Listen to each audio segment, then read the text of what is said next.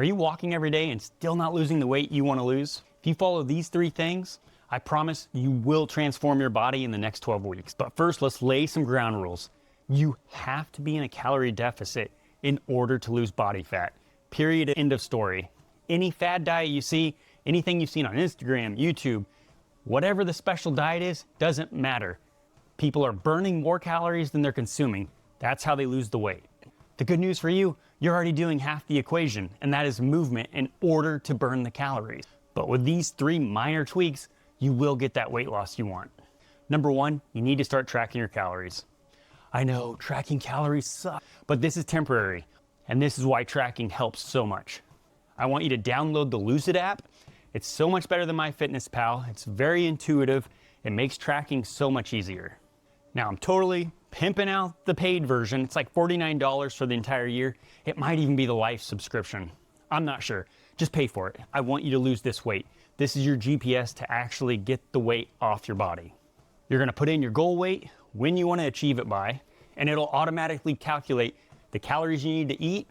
It'll sync to your phone or your watch, however you're tracking your walks already, and it'll use that burn information, the calories you're burning, to calculate exactly what you need to eat.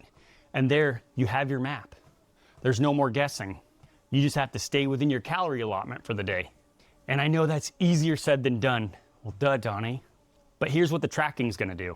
Over these 12 weeks, whenever you're doing the diet, you're gonna learn more about yourself as far as the foods that you consume, how calorie dense they are. So that way, whenever you're not tracking anymore, you'll have a better understanding of what you're eating to help keep the weight off when you're no longer tracking. That's just one of the bonuses.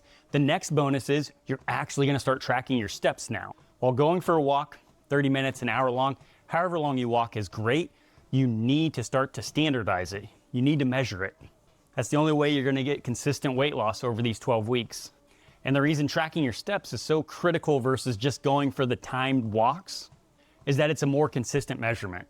Because let's say one day you're going for a fast walk, well, that's gonna be a little different than going for a slow walk. But if you're just measuring your steps, it helps standardize it.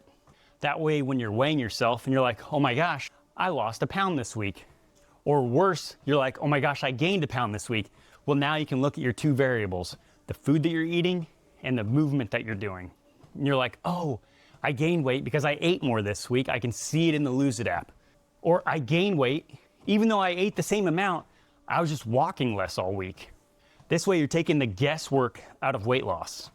The third thing, and I think I'm gonna add a bonus thing, but let's just say the third thing right now is you wanna make protein a priority at every meal. No, I'm not telling you to go keto or anything. I'm just saying you're walking to lose weight, you're gonna have to be in a calorie deficit, and we want to not destroy your metabolism along the way. I want you to think of it this way. Protein's basically the building blocks to your house. Your muscles need the blocks, so does your heart and your organs. If you don't have enough protein coming in while you're on this calorie deficit, because your body will use some of that protein to actually burn as energy rather than the carbs and fats it would normally use, because you're eating less than you're burning every day. Well, now the foreman to your little construction project is like, okay, I don't have enough building materials coming in, but I have these really important things.